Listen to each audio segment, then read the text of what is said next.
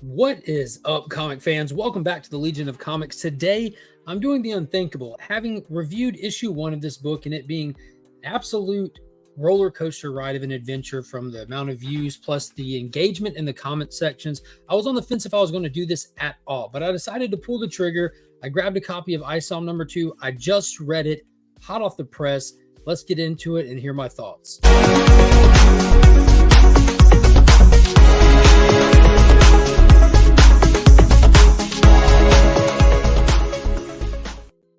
As always, a huge shout out to the homies over at Big Time Collectibles. Be sure to check out their website, follow them on social media. You don't want to miss out on the awesome stuff that they got going on. So let's get right into it. Let's not waste any time. So Isom number 2, written by Eric July. He's got his own comic company called Rippaverse Comics. So I do need to preface this in case you did not catch the first one. I do not follow Eric July. I do not follow the Rippaverse stuff. I'm not some anti-comic person, but I do respect anybody that goes out and makes something on their own. He's not happy with the current state of comic books, so he got an audience and he created his own, and that's awesome. That's admirable. So that being said, I have no skin in the game. I want to remind everybody who decides to comment on this video, I have no skin in the game. I just thought it would be fun when that first one dropped because I saw the buzz and the sales figures. I'm like, let me check this out. I have no clue what it was, and I've learned a lot about it since then.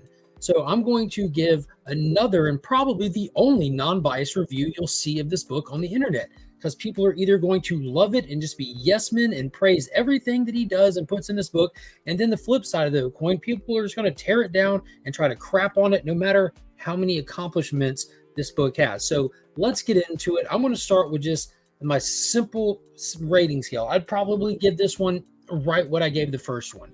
Probably about a 6 to a 7, depending on the day that I read it, kind of thing. Right now, having just finished reading it, I'm leaning more toward like 6.5 out of 10 for this issue. It's now, I say issue, it's number 2, but it's 90 pages and there's pretty much 3 individual little story breaks in it. It's almost like it's 3 short comics all in one with one seamless flow to the story.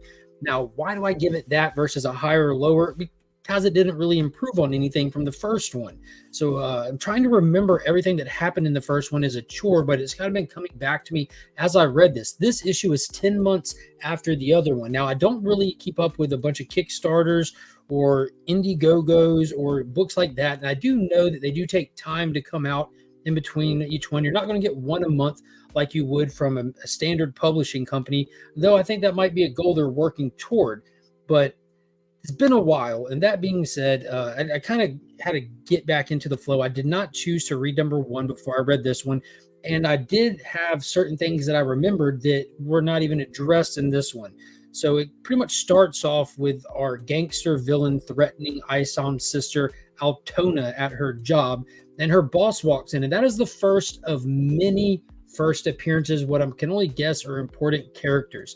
And it's really hard to describe her boss, as there's really not much about him other than knowing that he's like this tech giant kind of guy. So let's go ahead and take a look at all the first appearances that are highlighted in the book and made important. Lincoln Usbo, that's probably one of the biggest knocks I had against the first issue, and we're right back at it with this one. These are just some outrageous names to try to pronounce. It really messes with the flow of the comic, and I say the same kind of stuff about other comics as well. Like, if you lose that flow, it tends to take people out of the story. But Usbo, whatever his name is, he's kind of, I don't know, he's just kind of a rich dude that runs his company, I guess, and he's tough.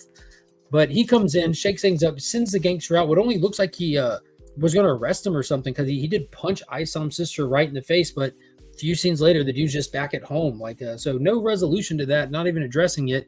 But from there, I cut over to Isom, where we get a little bit of a flashback to why it was he hung his suit up in that first issue, which this story is kind of like him coming back to the suit. And it shows a flashback of another character, Chadran,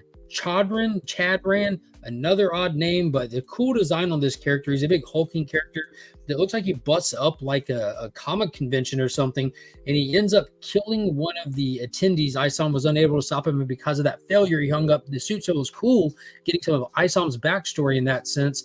Then we cut back over to Isom. He's like talking to his therapist / tailor, who says, like, you're back in the game now. Get back in there and don't hang up this suit again, kind of thing. And then he goes back home only to find that his door is left open where his lead ranch hand Sam should be, and he goes in only to find these creatures, which are drawn fantastically, by the way. Really cool design. Kind of reminds me of We Live to a degree, but these creatures attack him. We don't know what or why, and by the end of it, we still don't. But they just turn into fire out of nowhere and smack the ground, and they're gone. Just, I don't know, out of left field, catches house on fire. So that kind of leads us to the next first appearance character, because from running in toward this fire is probably the coolest character they introduced in here. Good cleaner, pretty much like a jack of all trades kind of character. It looks like you can hire him to do medical response, criminal investigations, fire extinguishing. He's kind of a rich, smart guy that his services are up for purchase.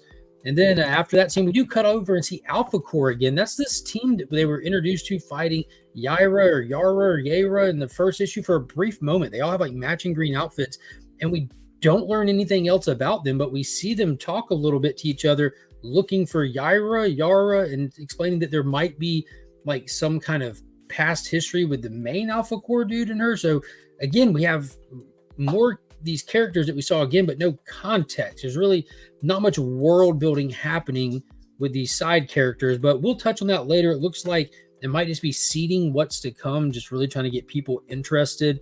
But long story short, we visit the gangster at his house and see that he's talking to the guy that got beat up by Isom in the first one. And then we cut over to this random scene at a coliseum with wrestlers, and their announcers talk about a pay-per-view that just happened, and now they're introducing this guy coming to the ring who's walking in to get ready to cut a promo, and his name, of course, is none other than Larry Shungite. Am I the only one? Is it just me? Shungite? Chadran? Like that, like the first issue was one thing, but it seems like he's really like, it's almost like leaning into it here. Shungite? What is a Shungite? Shungite. But anyways, dude goes in, starts to cut a promo, and then like we just cut scene, and there was nothing. There's literally nothing to it. It just pans out, and it's someone watching TV. It's just I don't get it. I don't get it. But we cut back to Euspio. What was it? Yeah, Euspio. This one. And he's loading up the car, getting ready to leave. And in the parking garage, he passes an employee, and she's walking in. We find out her name's Sally. And I think this might be the Yara character, because as she's walking in, it kind of cuts to her smiling, and you see a little bit of blue hair. She doesn't have that blue hair in any other panel, so it's obviously for a reason. So maybe this is her secret identity, which if that's the case, I think that's pretty cool to hide her in there and then kind of reveal it later. But he goes to driving, and the gangsters from earlier that punched Altona in the face come trying to take him out, driving side by side, shooting at his car and all that stuff. And he ends up beating up his driver who was in on the attack and intentionally slamming the car. Quick little hiccup with the kids there, but he beats up the driver who was in on it, unbuckles, grabs steering wheel, and runs the car into a wall and flies out the window. That's the last we see of him. So knowing that I have to wait like 10 months if I continue to read this to get any kind of answers, possibly, kind of a little disheartening in that aspect. I don't know like how much care and consideration needs to be taken into like the format medium, like that you're self-publishing and it takes that time. But in the meantime of all this happening, Altona tells her brother Isom what had happened with him coming to attack her and come to her work. And he's getting ready to load up and go see about the guy when Sam's wife shows up looking for Sam, and they decide to go take up Mr. Goodwin on his offer of checking in on the case. Well, Goodwin's really cool. This is where we see his base and everything. And he has like robots that bring him in. He's got this fantastic compound. He's got all this technology, and he knows about these creatures, not specifically, but because of their like DNA signature. And he gives him a hint or a lead to go talk to this person who might be able to help. And he suits up, which is pretty cool. He kind of talk about had the little update in his suit, his update being a belt. And he gets in his truck and he drives to the coordinates. And instead of like letting him know he's there, he just rips off her door, which is a pretty cool scene, kind of showcasing his strength. Drives in only to find a castle in the middle of Texas and some alligators in a moat, some ravens pecking on his neck, and some hellhounds walking up, and then a dragon grabbing him by the shoulders and throwing him in the water just for him to slam an alligator around. But all this entrance just to bring us to our next character, the first appearance, and she was on the cover, Sydney Bloodruth, who this is a pretty cool character. I like her design. I like the whole magic feel of stuff. I enjoy the supernatural in like comics and stuff. I'm a big Justice League Dark fan and stuff like that. But we go into the house and we get some explanation, but not a lot. She explains that multiverse are stupid and fictional and that other dimensions exist and you just might not be able to see them, so you have to lean into them and blah, blah, blah. And they hop on her dragon. And then one page later, he's flying off the dragon and landing on these creatures that are apparently just outside. Like the creatures, he didn't know what they are. They're not sure what they are. They're just outside. And this is where the book really just went off the rails, if you ask me, because it just gets a little odd with like the flow of the story and just, I don't know. The fighting with Isom was really good, but it seemed like he was trying to fill pages and just there was moments that didn't connect the things. And it was like that a couple times in the book. I spoke about that in that first one too, how some of the panel to panel work just didn't line up. It leaves you like questioning if you missed something at times.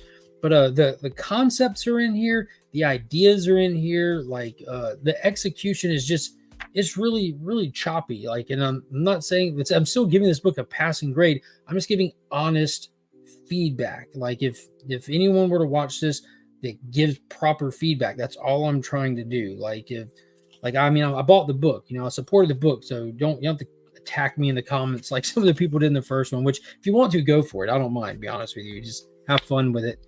But yeah, they have a fight. They find Sam. They get Sam out. And then we have Isom fighting and them fighting their way out. A big battle at the end, like a lot of action. It really was. And it looks like Isom kind of jumps out at the end and he looks back and he gets grabbed by one of the creatures and he just strains and he jumps real high and gets out of there and he just lands on the ground, and that's it. That just ends with no story taper off or nothing like that. But it was a fun read. It was definitely fun enough. It had me interested in wanting to know what's going on, enough that I kept reading it. Unfortunately, there wasn't as much information as I would like to have in that.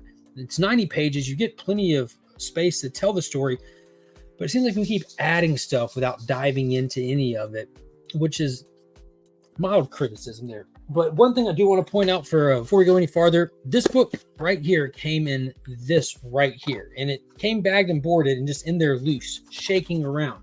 So if any of your shipping department needs to know, you need smaller mailers or to wrap them properly, because this book came damaged. Just throwing that out there. I know that some people care about that more than I do. I just get it to read, so I'm not really caring, but that's definitely something that needs to be brought to the Rippaverse's attention. So I do have a couple of examples of what I'm talking about with the unsmoothness of the panel work, and something that I did enjoy as well with the book. But also, if you watch my first video, one of the things I pointed out, because in the back of that first issue, there was a note from the creator that asked people to review the book, be honest and this and that. And I was, and I literally sat down, read this, and did this. I did not take my time, the fine-tooth comb for this. It's like after 9 o'clock at night that I'm recording this even, but I found 2 grammatical errors. One before you even start the comic, right there in the very first inner cover going through the Rippaverse ethic. There be plenty of opportunities to purchase anthologies, like this kind of pirate talk there. There be plenty of opportunities. So that was one right off the bat. And that when I read that, it reminded me like, oh yeah, I found the grammatical errors in the first one that I highlighted and people were boned about. There's also actually one inside the pages of it too. The good guys are always expected win. So there's editorial is a thing. You know what I mean? You need to have some people that aren't just yes men reading over this. 10 months, guys. You had 10 months. Do this writer a favor and properly edit his book for him, because I did look at it. It did have an editor listed. It says Alan Ford is the copy editor, but yeah, that's something that not a big deal. I mean, comics you buy off the shelf, they have them as well, but that's not flawless. But again, I enjoyed it enough. The creatures were really cool. The introduction to the supernatural stuff was fun. And some of the little panel-to-panel work definitely needs to be tightened up. And here's an example of it. So Chadran is holding the girl by the garment, and you just go down one panel, and he's got her by the head with the same arm. So just that little smoothness of panel to panel would go a long way. And when we first see Gooding on this awesome page right here, you see that he has a device in his right hand, something that caught my attention immediately. I was curious to see what it was with all the tech and stuff, but you get to the very next panel, there's nothing in his hands, nothing in his hands, nothing in his hands, and you go on, and you see that he doesn't actually do anything. There was nothing there to begin with, so just leaves you wondering, like that, the little details like that Eagle Eye fans are looking for hints and stuff in the context, and we're actually finding that there's little missteps along the way. Not a big deal, but it can definitely go a long way to catch those little things. And this page was awesome. The full ad service right here. I felt like this was very Booster Goldish. I love that he has like the dog robot sidekick thing. This was really a cool character. I liked him a lot. I dig him. I like how he has all the information, much like Booster would in the future. So this is the other one. We have Sydney like kind of amping up like she's about to do something to help Isom as he's going down to face this horde of the furry beasts. And she charges up her little blood power. She does this Power Rangers Aya, and then she's nowhere to be seen. She's nowhere to be seen. Nowhere to be seen. Nowhere to be seen. Nowhere to be seen. Wait, she's not doing anything. What are you? What are you? What are you? What? That, I don't understand what happened with that moment. Total miss. Then she runs up and hugs one of the creatures, and Isom knocks it off of her and addresses the fact that she just did that. And she's like, "Oh, I thought it was a good idea at the time. So let's just keep moving on. Let's just keep moving on." So yeah, I don't understand. Some of these moments just really pull you out and make you scratch your head with this issue. So again, this is not me sitting here trying to knock or rag on this. I just want to point these things out in hopes to see the improvement in the next issue. As I said with issue 1, pointed out a few of these moments, and they're still present in this issue. One thing that anybody that follows any kind of creator wants to see is improvement as they go. And you cannot complain about the artwork in this one. The artwork seems so much tighter in this one than the first one. It was ridiculously solid. The quality of the book, it's glossed out. It's good quality. The price tag is $35 for this thing, plus shipping and everything. That's a premium. So you definitely expect a proper condition book when it shows up. But I do think that this book is definitely decent enough to warrant that 6 to 7 out of 10. And I definitely do want to see it improve as it goes. I want to see this be successful for the fans of this and everything. And I'm at this point, to be honest with you, I'm on the fence if I'm going to get issue 3 or not. I'm really kind of did grab this one to read it and do this because I thought it'd be fun, which it definitely was worth reading. But at the back of it, I do want to point out, it says up next for the Rippaverse, we have what's it called? Alpha Core, that little team of green suited individuals, as well as Yara. I think it's Yara. And it says both of those are coming soon, and shows you some pencil works from some interiors. I'm not going to turn around and show you because if you haven't read this yet, there is a big spoiler. There is an after credit scene, and it really don't know what it plays into, but this is part 2 of a 3-issue story arc. So by the time that it's done, that'll be like 270 pages for this story arc. So I might get 3 just to finish it off and see how it goes. I don't know. Leave me a comment down below. Let me know what you thought of this review. If you read it, what did you think of it? And should I get issue number 3 and give it a shot as well? I appreciate everybody watching this long. Be sure to hit that thumbs up, hit the thumbs down if you didn't like it. Either way, let me know. And also, if you need anything cleaner press, hit my friend Justin over on Instagram. He can hook it up. Be sure to hit the links in the description below. And until next time, as always, I'm Mark, but we are Legion.